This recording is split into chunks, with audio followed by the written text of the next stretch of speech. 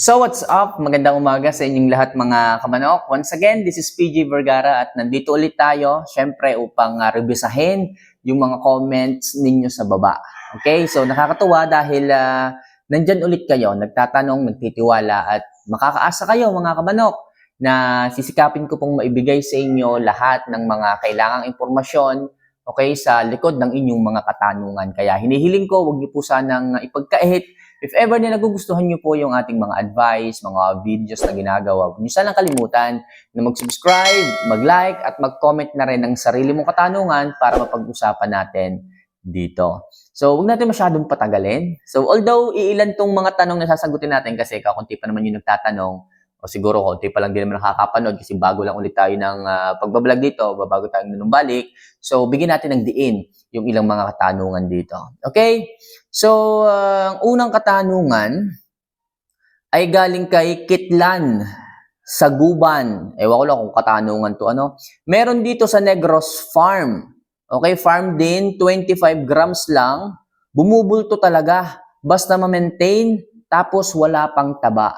Okay, mga kamanok, yung 25 grams, kung iisipin natin, kukunti lang talaga to. 25 grams, kukunti lang talaga to. Siguro 2 times per day to magbigay ng pakain. 2 times per day. Kasi 25 grams lang, hindi po pwede sa one day, one eat to. Mangangayayat to. Although maganda yung, matigas yung pangangatawan, pero mangangayayat to pag 25 grams lang. Possible, 2 times per day ito magbigay, umaga at hapon. 25 grams, pwede po ito. 25 grams. Kung, ito, mayroon akong kung ang manok ninyo ay alaga sa purga.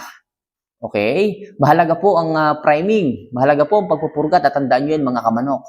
Kasi kapag ka po maraming bulati yung manok, marami pong parasite sa loob, kahit gaano katakaw ng manok, hindi po sila tumaba. Hindi po bumulto ang katawan. Sigurado ako napakarami ng nakaka-experience nito. Mga kamanok, huwag kayong magsinungaling kasi yung iba ang daming nagtatanong, kamanok, ang gana naman kumain eh. Ang tatakaw naman kumain eh. Pero ang katawan, hindi pa rin ako satisfied. Baka ganito na talaga ang ang katawan. Yung iba, sumusuko na lang. Yung iba naman, sumisikap, pinipilit na maghanap ng kasagutan para sa kanilang mga katanungan. Actually, yung pagpupurga na regular, every 3 weeks or every month, napakaganda po niyan. Kasi nga po, pag po malinis ang sistema ng manok, wala po palaging parasite, bulate, pwede niyo pong bawasan yung dami ng patuka eh. Okay, makakatipid po kayo. Yung dating 35 grams, pwede niyong ibaba ng 30 grams. Kahit konti lang ang kinakain, pasok agad sa katawan. Hinahihipo niyo, bulto ka agad, merong ganyan ah. Yung iba dyan, merong ganyan. Ito, bakit ito? Kakunti naman ito kumain, bakit bulto pa rin ang katawan? Ito namang isa, takaw-takaw naman ito, kulang pang isang dakot. Ang payat-payat. Merong ganyan. Kasi nga po yung isa possible, maraming bulate hindi nyo napupurga. Tapos ito namang isa, alaga sa priming, alaga sa paligo, alaga ng bigay ng vitamins. Talagang kahit medyo bumaba ng konti ang dami ng patuka, hindi nagbabago ang pangangatawan. Yung iba bumubulto pa talaga eh. Kaya nga sinasabi ko sa inyo, mahalaga ang priming, ang pagpupurga. Okay? So, salamat sa input. Kitlan sa Guban. So, hindi malayo. Yung 25 grams, hindi rin malayo. Walang problema dyan. Bumubulto pa rin yan. So, next question. Ito, galing kay Rich. Ayan. So, idol, ano po ang ratio ng tubig at saka yung oats? Pwede po bang ipakain ang fermented Jackie oats na 6 na buwan na po na nakababad? Okay? So, ang tagal na ito ah. Ang ratio po ng tubig at ng Jackie oats, pag ibababad nyo po, is kung gano'n karami yung Jackie oats, gano'n po karami din ang tubig. 50-50 po kung masasabi natin. Kung halimbawa, kalahating taro ang Jackie oats na inyong i-ferment, kalahating taro din po ang tubig. Ibig sabihin, puno po yun ng tubig. Yung kalahating taro ng Jackie oats, pupunuin nyo po ng tubig yon. So, kapag po yun ay na-absorb, ito kagaya nito mga kamanok. Pag yan po ay na-absorb ng Jackie oats, ito kita nyo, ngayon, punong-puno na. Halos wala na akong makitang tubig eh. Napuno na ng Jackie oats, humilab na po siya. Okay, so 5 days po ito. 5 days po ito at napakaganda mga kamanok. Tingnan nyo yan. One of these days, lalabas na po dyan yung mga white foam, yung mga bula-bula, which is yung po ay napakaganda. sa digestion ng ating mga manok.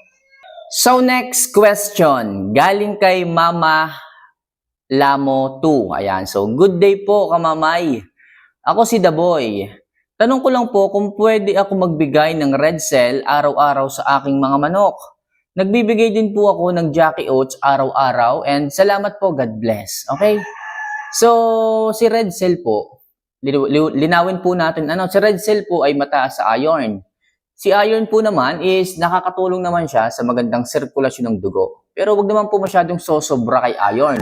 Kasi pag po sumobra naman kay iron, possible madamage naman po nito yung ibang vital organs kasi masyadong mataas to sa iron eh. Konti-konti lang nito. So advice ko po, kung gagamit po kayo ng red cell, kasi mataas din to sa glucose, mataas din to sa asukal. So baka po mag-induce ng taba sa inyong mga alaga. So advice po, pwede tayong 2 to 3 times per week ang pagbibigay, ang paghahalo sa katawan ng ating mga manok. Pero although, sabi mo nandito na si Jackie Oats, naghahalo ka din ng fermented. Dapat fermented po mga kamanok ha. Sa mga gagamit dyan ng Jackie Oats, wag po kayong magbibigay ng hindi nyo po na i-ferment muna. Kamanok, bakit naman? Di ba Jackie Oats din naman to? Gusto ko sanang gamitin yung Jackie Oats na yan, kaso hindi ako marunong mag-ferment. Tatandaan nyo mga kamanok, ang fermentation, napakadali lang, tubig lang po at isang malinis na lalagyan. Tubig lang at isang malinis na lalagyan. Tingnan nyo po ito. Yan Ganyan lang, isang maliit na, ito 1 kilo itong mga kamanok. Nung unang araw, kaganito yan, kalahati lang. Pero ngayon, 5 araw na po ito, halos mapuno na po yung lalagyan. Sabi ko nga po, dadami po ang inyong magiging patoka sa inyong mga alaga kapag gumamit po kayo nito. Magtatagal, makakatipid dahil sabi ko nga, kung kalahating lalagyan ang Jackie Oats pag humilab, magiging puno doon sa lalagyan. Imagine niyo kung ang Jackie Oats yung ibinabad ay 1 tumbler. Pag humilab yun, 1 buong tumbler. Halimbawa, kalahati ng tumbler yung Jackie Oats, pag nilagyan nyo ng tubig after 1 week, 1 tumbler na. So, di ba, ang dami nun. Ang dami nun. 1 tub. Halimbawa, 1 tub na lang. Tapos magiging 1 tub na fermented Jackie Oats, tagal nyo magagamit, baka 1 taon nyo magagamit yan sa inyong mga alaga. So kaya mga kamano, kung may fermented Jackie Oats na po kayong nakahalo, kahit wala na po kayong ibigay na red cell. Kasi si Jackie Oats, kaya rin niyang magbigay ng natural. Tandaan nyo mas maganda ang natural kaysa sa kahit na anong supplemento dyan na inyong ibibigay oral, injectable o kung ano pa man. Basta mas mahalaga at pinakamahalaga is the natural vitamins coming from food. Lagi po yan. Wala po yung side effect. Hindi po kagaya ng mga tabletas, kagaya ng mga injectable. Lahat dadaan yan sa vital organs. Okay? Pagka nasobrahan, nakadami, possible hindi maging maganda. Pero itong si Jackie Oats, sa fermented Jackie Oats, dahil meron siyang amino acid, pangunahing sangkap, amino acid, that is a building blocks of protein. Yung protein mga kamanok, yun po ang tinatawag na food ng muscle. Kung wala pong more on amino acid or protein sa pagkain, hindi po ganun bumubulto ang pangangatawan. Hindi po sila nagbibuild ng muscle. Tandaan nyo, hindi po tayo pang meat production Hindi po kailangan natin yung mga bultong buko, ang katawan, yung bilog na bilog, yung bola. Ayoko po nung ganun. Ang kailangan natin is mga barko, ang hipo, mga nakaganyan, matitilos o matutulis po yung pinaka-pitso nila. Yun po ang kailangan natin. Mas healthy po yung ganon. Mas malulusog at mas magaganda po yung ganon kumpara doon sa mga bilog na bilog, bultong-bulto na akala mo yung mga 45 days. Mali po kayo ng perspection sa pagmamanok kapag kaganyan. Dapat po yan ang iniiwasan ninyo, ang inaayawan ninyo. Hindi po tayo palakihan Hindi po tayo palakihan ng manok, hindi po tayo pang meat production. Iba po yung passion natin. Nag-aalaga po tayo para makapamasyal. Sabagay, okay din naman yung maganda ang katawan, tingnan nyo na lang din po ang magiging resulta. Pero ako mga kamanok, pagdating sa Jackie Oats, hindi na po ako naghahalo ng kahit na ano-ano. Kasi magagastusan lang kayo. Bibili lang kayo ng kung ano-anong vitamina dahil dito naman narito na lahat amino acid, natural vitamin B12, kaya pumupula ang mukha, ang paa at kumikintab ang balahibo dahil sa natural vitamin B12 na kayang ibigay ng fermented Jackie Oats. May probiotics para sa mas magandang health o gut health ng ating mga manok. Mabilis ang panunaw, mabilis i-absorb ng pagkain. Kaya makikita nyo kagad ang pagbibuild ng pangatawan. May calcium na gumaganda rin po ang buto ng inyong mga alaga. Okay, napakarami enzymes para sa overall health. Ano bang kailangan ninyo?